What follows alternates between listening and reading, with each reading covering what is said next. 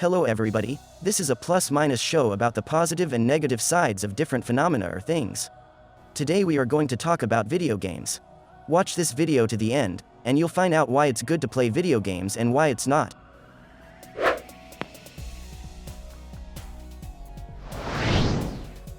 Video games have long been an integral part of our lives, but why do we love them so much, while others hate them or even consider them dangerous? Let's figure out what are the plus and minus of video games after all.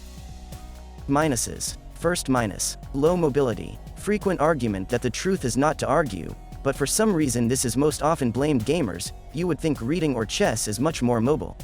Second minus. Vision. And although there are cases where gamers have not lost their unit of vision for many years, the statistics speaks not in favor of the game. More often we play, worse to see. Unfortunately, it is a fact.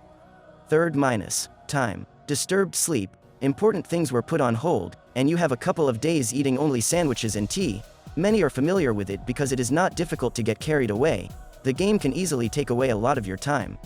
Fourth minus. Image gamer. Should tell someone that you love video games, you immediately turn into a boring, sad nerd with no real life.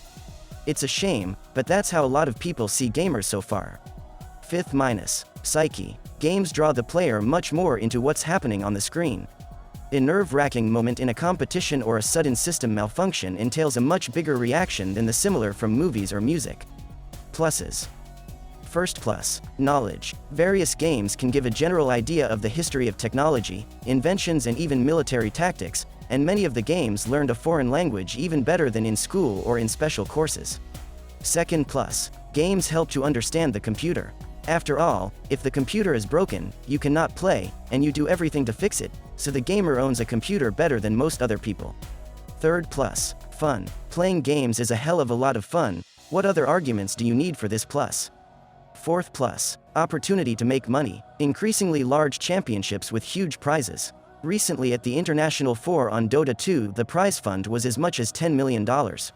Fifth plus. Safe leisure. To have a good time, gamer does not need to wander at night in bad company, drinking alcohol or drugs. A cup of tea is enough to save other worlds. Sixth plus. Self-esteem. Games create a process with the player without leaving him or her a bystander, and winning the game makes you feel so much better about yourself. Seventh plus. Variety. There is no medium more diverse than games. They are divided not only by genre, but also by the way they interact with the player. Keyboards, gamepads, touchscreens to name a few, and even a Korean cyber athlete and a simple housewife can find a game for themselves. I see more pluses than minuses in video games. All these myths about gamers being cruel, cloistered, or autistic have almost no real basis in reality. I was never ashamed to play games. Just remember where the line is between the real and virtual worlds, or better yet, find yourself a hobby besides gaming. Let's prove to everyone that video games do not limit our lives. Write in the comments what pluses and minuses of video games you see.